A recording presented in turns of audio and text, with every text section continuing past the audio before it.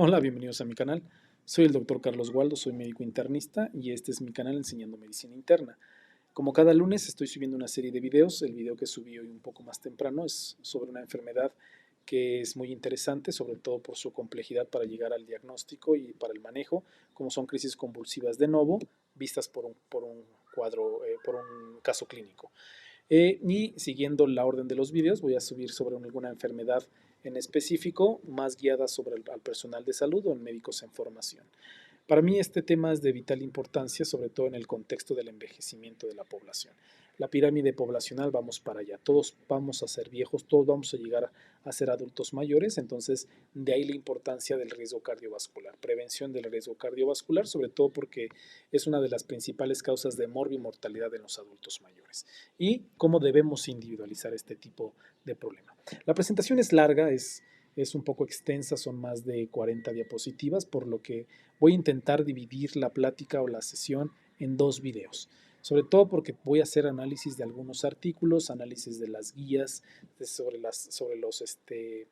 eh, los estatutos de algunos de las sociedades más importantes y tratar de llegar a una conclusión y cuál sería lo más benéfico para nuestro paciente. Por lo tanto, me voy a llevar un poco de tiempo en explicar todas las diapositivas. Vamos a empezar con la plática.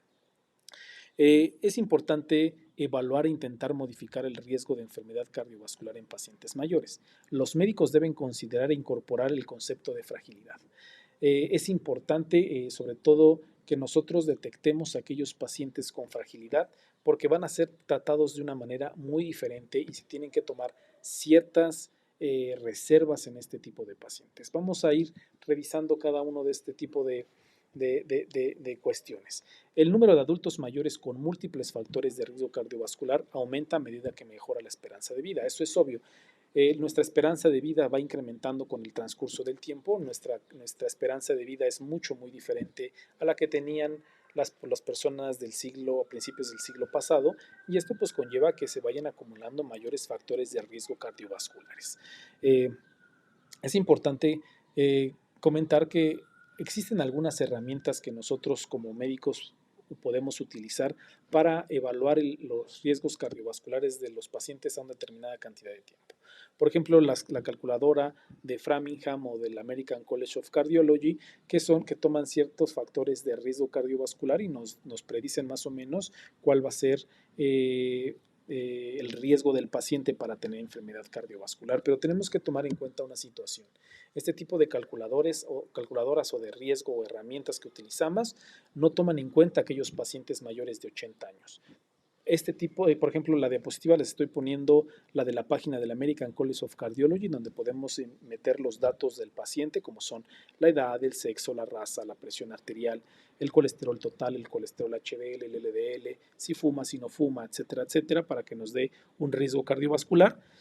Tenemos que eh, hacer puntual que este tipo de herramientas o este tipo de calculadoras no toma en cuenta a los pacientes mayores de 80 años. Como ustedes pueden ver en el círculo que estoy recalcando en la diapositiva, solo toma en cuenta aquellos pacientes entre 20 y 79 años de edad y deja fuera a los pacientes adultos mayores.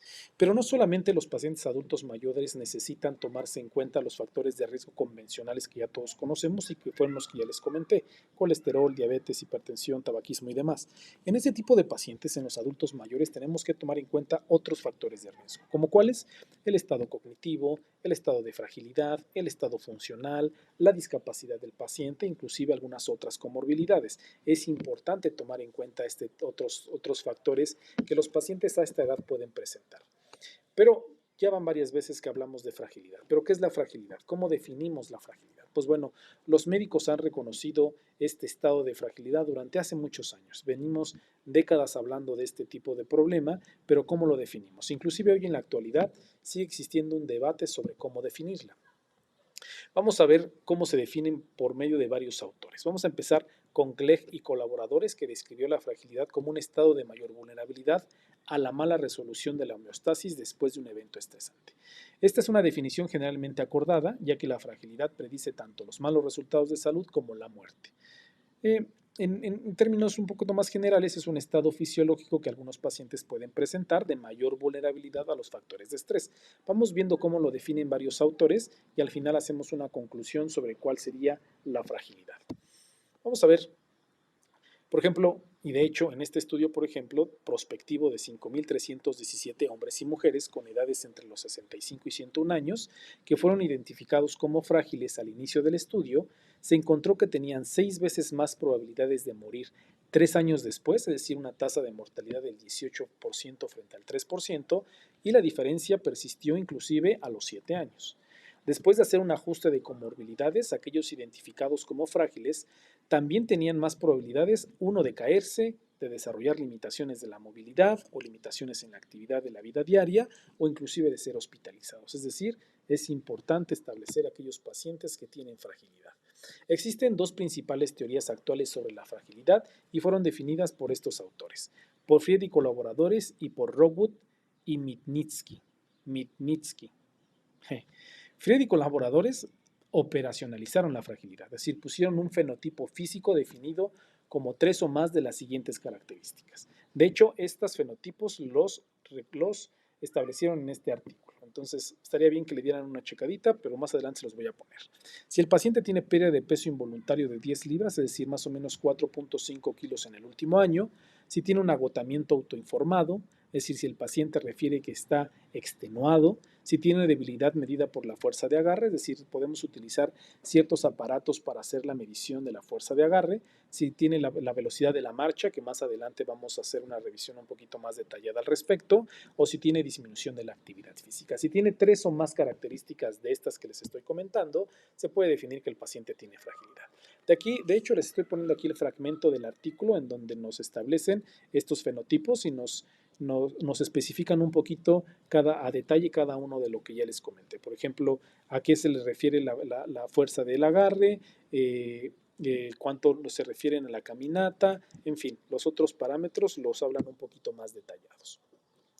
Mientras que los otros autores que ya les había comentado, Rookwood y bueno, el otro autor, definen que la fragilidad como una acumulación de déficit relacionado con la salud a lo largo del tiempo.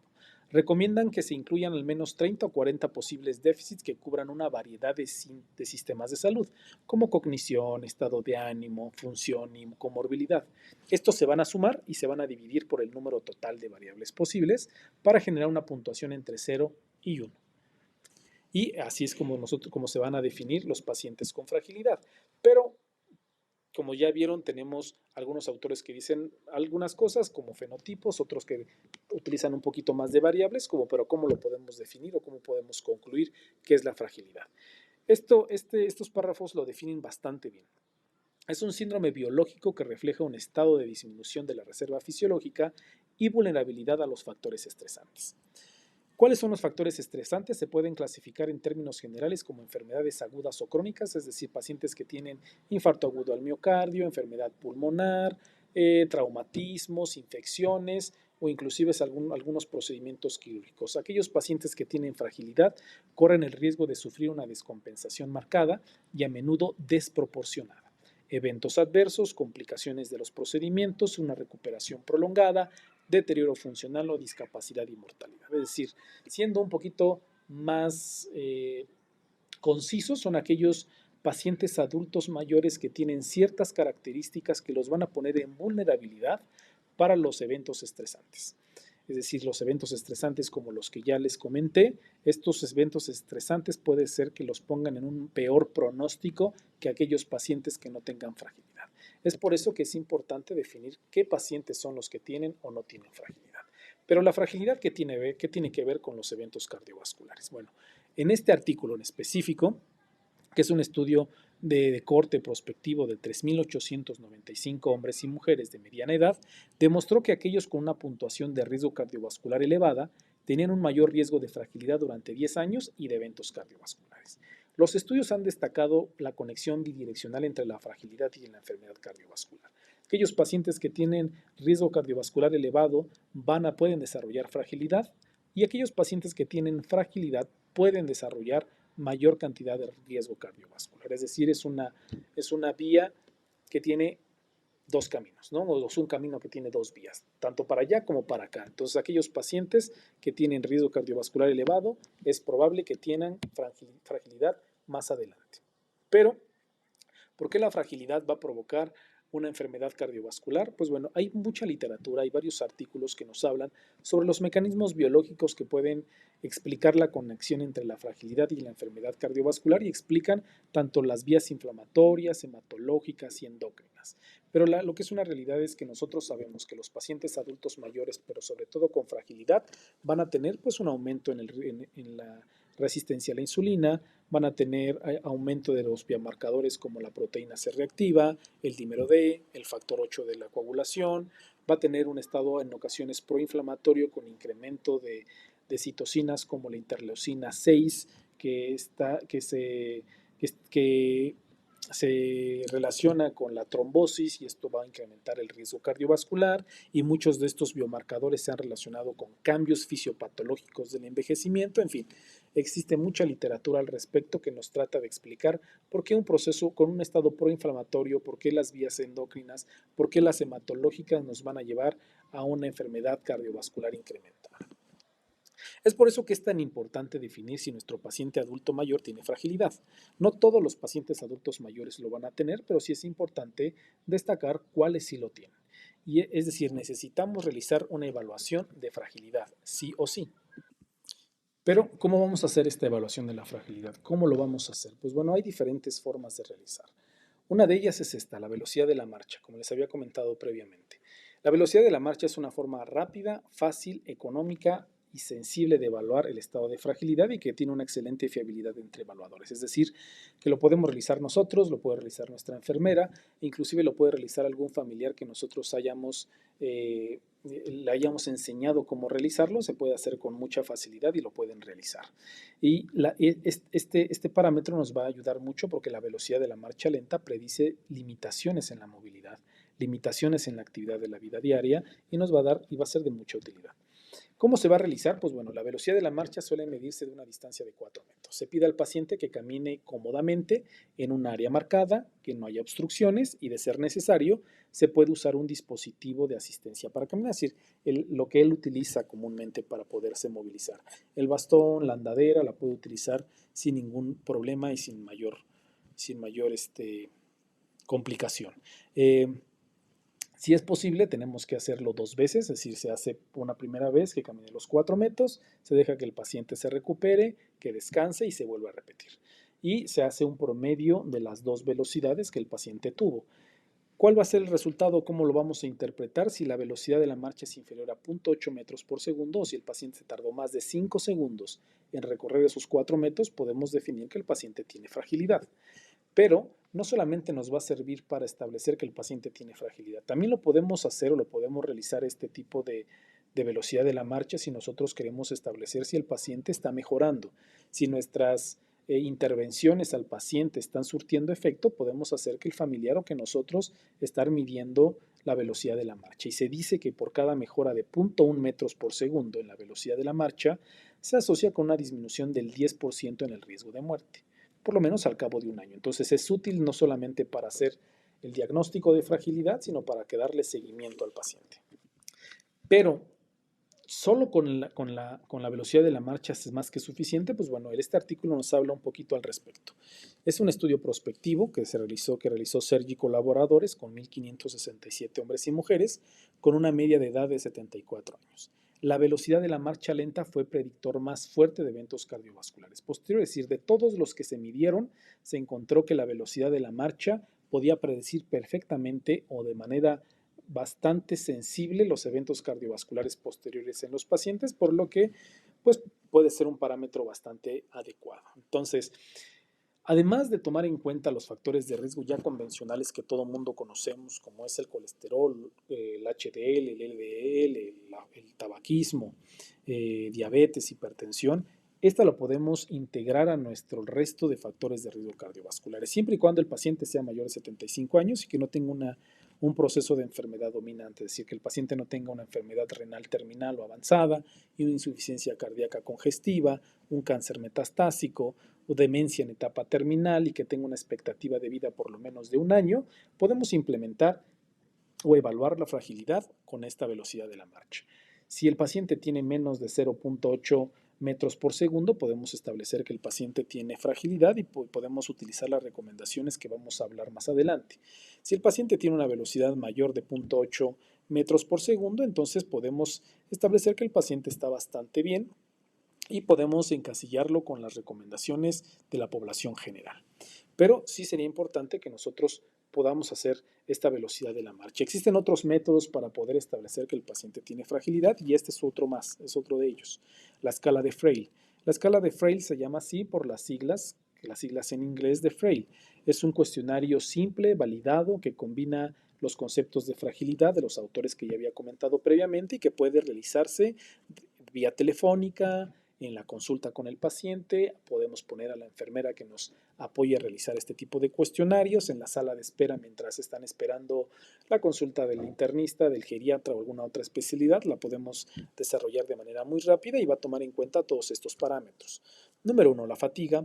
2, resistencia, si el paciente es incapaz de subir un tramo de escalera, si la deambulación o la incapacidad para caminar una cuadra, si la enfermedad, es decir, si tiene más de 5 comorbilidades o más de 5 enfermedades, si tiene pérdida de más del 5% del peso corporal, en fin, si tiene 3 o más de estos incisos, podemos definir que el paciente pues tiene fragilidad. Entonces, son dos herramientas que tenemos a la mano, velocidad de la marcha, que es bastante fácil de realizar, y esta es todavía más fácil y mucho más sencilla de realizar y que en nuestro consultorio. Existen otras mediciones, podemos hacer otro tipo de mediciones, por ejemplo, la fuerza de agarre.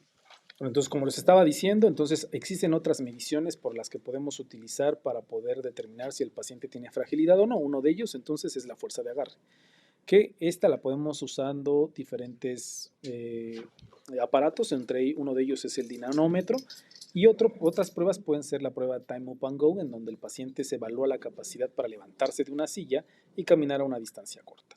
Otro puede ser una prueba de rendimiento físico breve, en donde se evalúa el equilibrio al pararse en una silla al paciente y la velocidad de la marcha.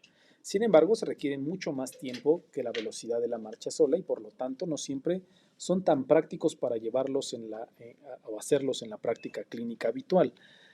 Además de que, por ejemplo, la prueba de rendimiento que hace que el paciente se pare en una silla y estamos sospechando que tenga un problema de fragilidad, creo que no sería lo más conveniente estar haciendo que el paciente esté malabareando encima de una silla, ¿no? Entonces, las otras dos mediciones me parece que son bastante factibles y que son muy, muy fáciles de realizar, factibles de realizar, como son velocidad de la marcha y el cuestionario Frail. Entonces ya vimos por qué es la importancia de ver que un paciente tenga fragilidad o no tenga fragilidad, cómo qué tanto impacta en el riesgo cardiovascular en los pacientes y cómo podemos evaluar si nuestro paciente adulto mayor tiene fragilidad y cómo lo podemos implementar en nuestra práctica clínica.